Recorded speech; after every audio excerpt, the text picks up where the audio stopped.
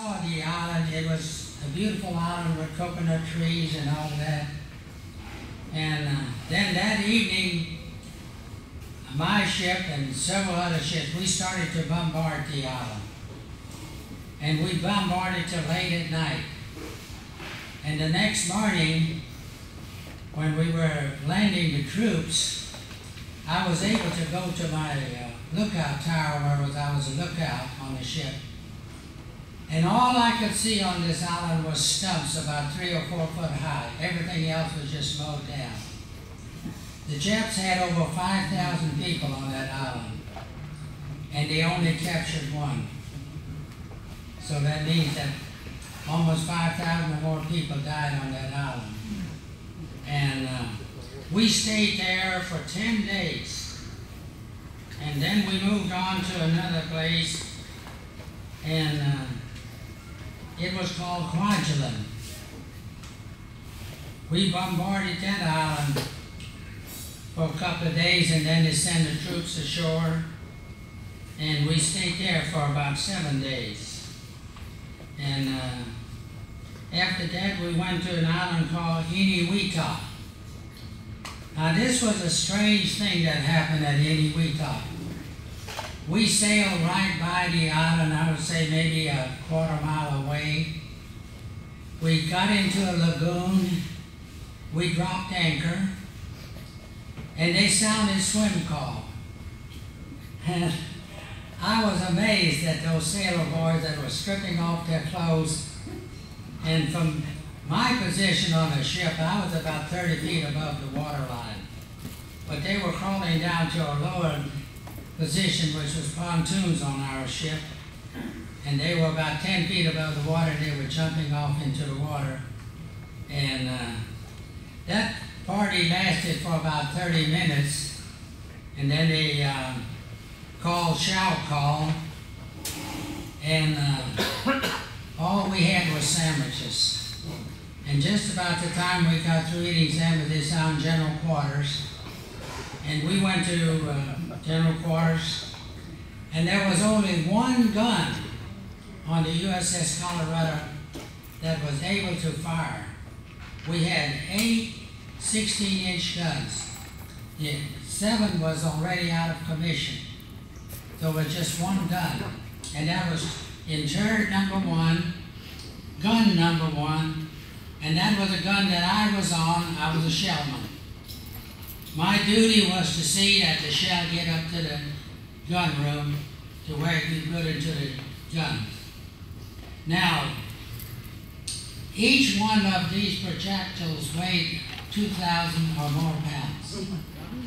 It took 275 pounds of black powder to fire one projectile. And now to do this, the gun had to be elevated into a certain position. The gun captain would open the breech, and a steel tray would come up. 2 sailors would roll the projectile, which was already in a reclining position, onto this tray. It was rammed up into the barrel. The ram came back, and they put 3 55-pound bags of powder, pushed that up into the barrel. The ram came back and got 2 more 55-pound bags, put that into the barrel, closed the breech, elevate, and fire.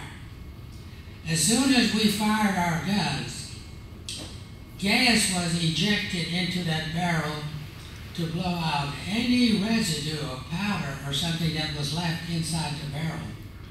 And in lots of times, when they blew that out, there was fire because there was a lot of powder left in the barrel. And if we had not gotten rid of that powder, when we would have opened the bridge, it could have blown up the turret. So there was always a 50-50 chance that when they opened that bridge, that we might have a flashback. And so we started firing, and we fired for 1 hour. And in that length of time, we fired 60 rounds. So that means we were that good at it that we could shoot 1 projectile every minute.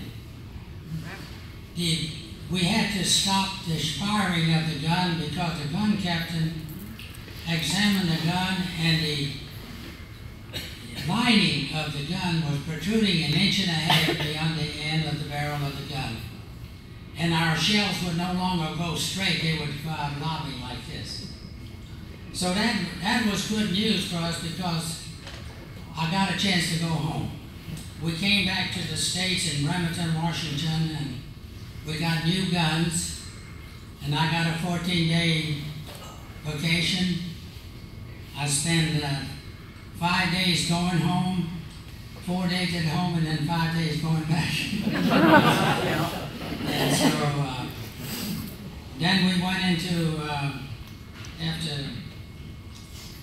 Kwajalein, Inuit, we went into Saipan. We bombarded Saipan, and after that we landed troops on Tinian, which was a neighboring island to Saipan. After that we went down to Guam, and we supported troop landings on Guam. We fired day and night long. In the daytime we fired our 16-inch guns.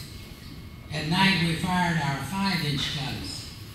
The 5-inch anti-aircraft guns were shooting star shells.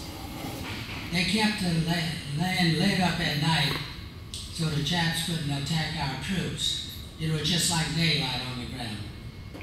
And you had to listen to this big boom. When that 16-inch gun went off, the boom was bad enough, but the vacuum that it created, it just sucked on your ears. And like after Tarawa, fluid was running out of my ears.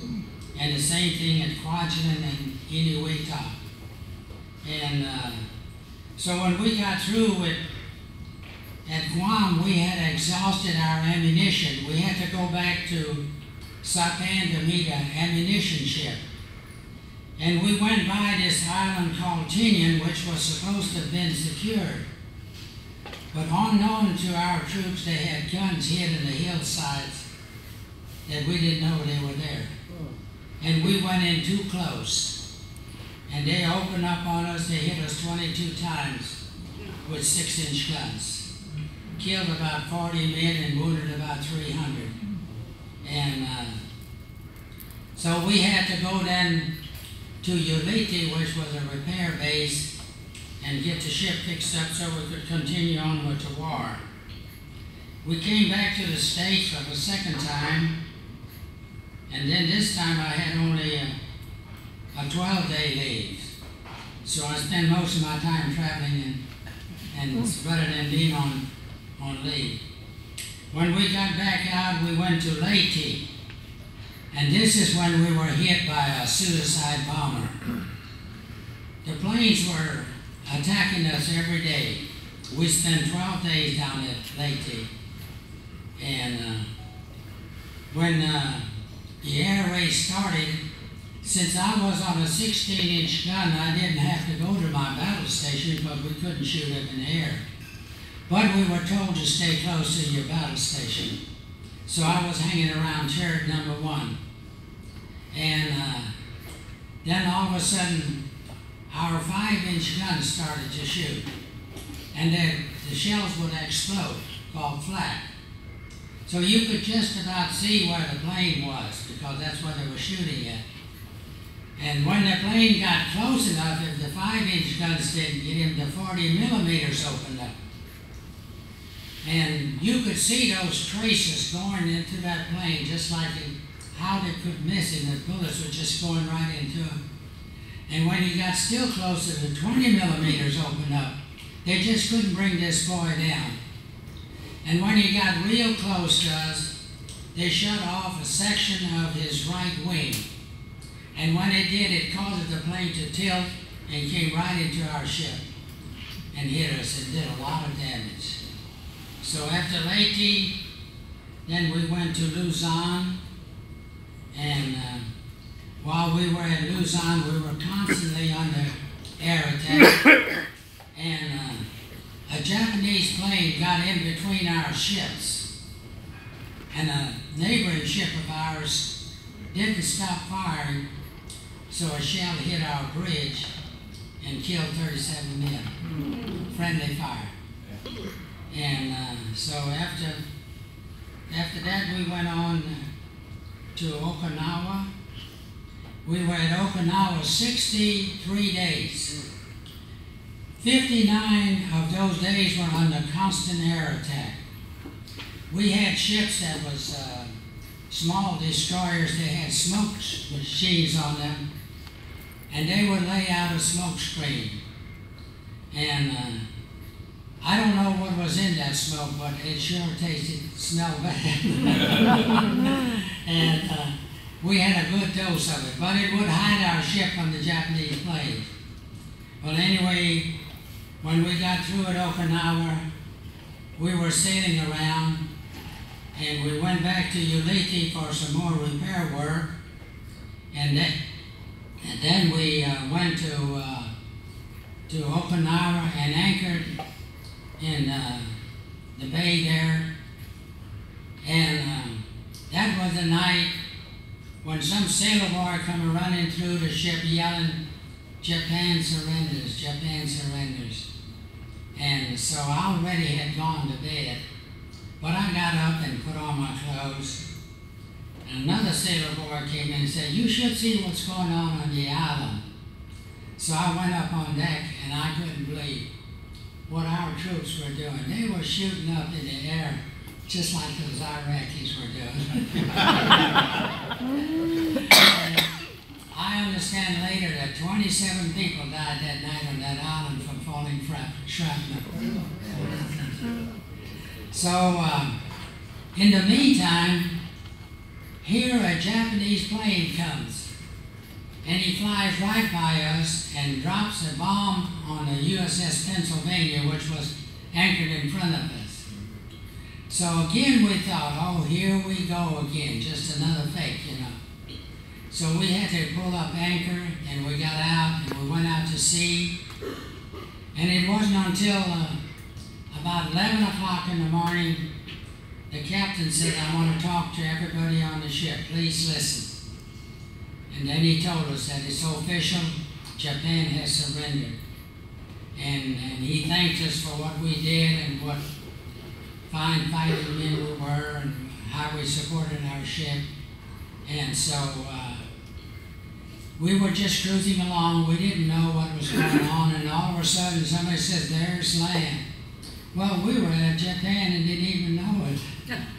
So we went into a bay there, and we anchored. And that night, that bay was lit up like a Christmas tree. Every ship had lights strung up on it. And they had a hospital ship in there. I don't know where that hospital ship come, but it was there. And it was lit up like a Christmas tree. Well, we stayed there about 4 days, and then we were ordered to go into Tokyo Bay. We were the first ship to enter Tokyo Bay, and it was the USS Colorado was an older ship, so they figured if it ran onto a mine, there wouldn't be too much loss, you know. But anyway, we went in, and then we found an anchorage that was suitable for the Colorado and also for the USS Missouri. And it wasn't until about a week later that the Missouri came in and anchored next to us. So this was just a coincidence in why I was able to witness the signing of the peace treaty, because on the day of September the 2nd, I looked on the bulletin board and I was assigned lookout duty. That meant I could go to the crow's nest. We had orders to be on the lookout for Japanese planes, because the rumor was that a group of Japanese pilots were going to sabotage the peace treaty. Yeah. Well, we didn't really look for no planes. All we was looking at was what's going on the Missouri. And we saw the delegation came around the fantail of our ship, pulled up to the Missouri, and I saw that general, that one with the peg leg. he made that step, 36 steps, one at a time. And then when he got aboard, they stood in front of MacArthur, and MacArthur just stared down at these people. It just looked like he could reach out and grab him and shake him by the neck, you know. And I had, the jaw in his muscle was just twitching. And we couldn't hear what was going on, but the people who were there said that really wasn't a whole lot said either. And so we watched all the people sign. When Nimitz sat down to sign the paper, his hand was trembling like this. And how was he going to sign? But somehow or another, when he put his hand down, it settled and he could sign the paper. And then, of course, General MacArthur signed, and they had General Wainwright was there. General Wainwright was the one that was in charge of Corregidor, and he was captured. His clothes hung on him like he was a skeleton. And so then when the peace treaty was all signed, the Japs left the ship, and here all we wanted to do was go home. I couldn't begin to think what an important event that I had just witnessed, the signing of a peace treaty ending the greatest war that was ever fought. Over 400,000 men died in World War II. Unbelievable. And if they had not dropped a bomb on Japan, I believe another 400,000 more men would have died. Because the Japanese, they ran out of oil. They couldn't even fly their planes. They had an air force, but they couldn't fly their planes because they had no gasoline. They had a 1 million-man army. And everyone was trained in home defense. They were given a little bamboo stick about this long with a needle on one end that was covered with a plastic cap. That was a poison needle. And when the Americans would have come aboard and went ashore, the little kids would walk up to them and stick them with that needle, and in minutes they'd be dead. Well, we learned what happened in Vietnam when the little kids came up to the troops and said, "Here, buddy," and they throw them a hand grenade and run and kill some of our men. Well, anytime a little boy came up, they shot him. And that's what would have happened in Japan. But the other part about the story is Japan was on the verge of starvation. And I witnessed that. I was in the 4th wave to go aboard to go on Liberty because Manhattan River was at the bottom of the alphabet. And so 2 boys and I were walking around Yokohama. It was devastating. They had tin shacks that people were living in, and we stopped at a place and were just looking around, and a Japanese soldier came up, young Japanese soldier. I would say he was in his 20s, and he could speak English. He asked if any of us are from California. We said, "No." I said, "I'm from Texas." "Oh, yeah, the big state," he said. And then I think another boy said New York and Florida or somewhere.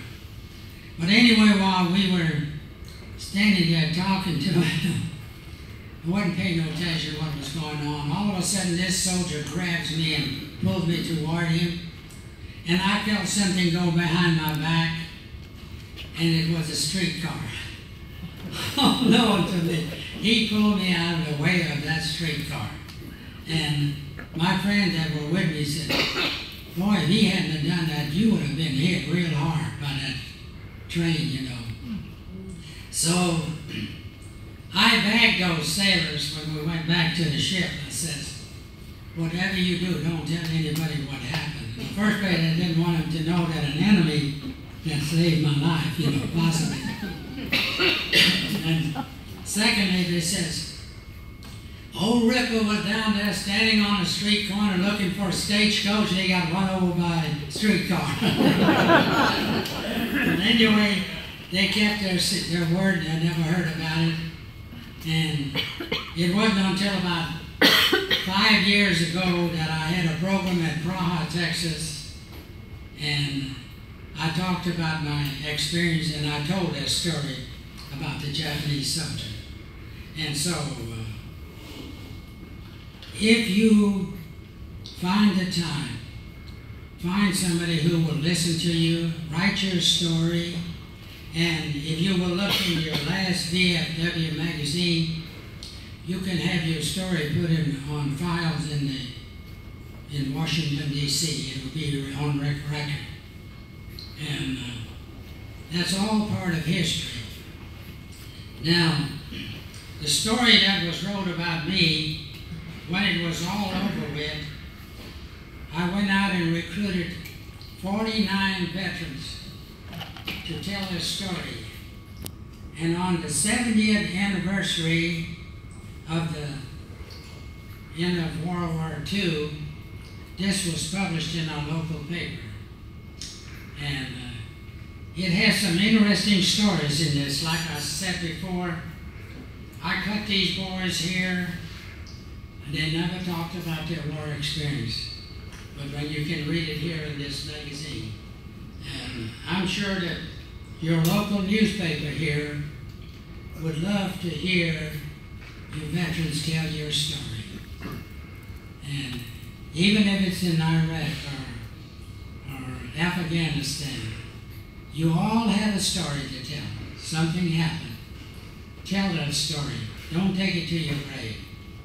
So with that, I want to say again, thank you for asking me to be here. And you have a beautiful post, and the food was excellent. And so, thank you all very much.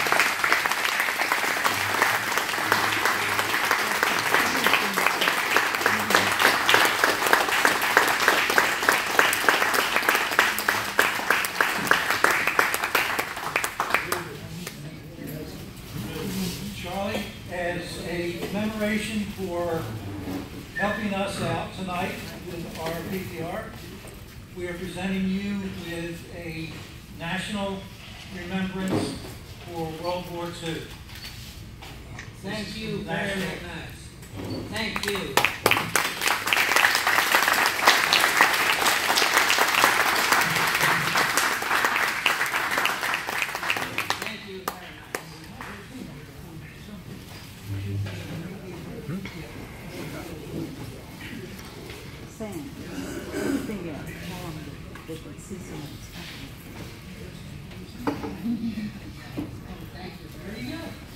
Thank you very much. I enjoyed this very much. Thank you.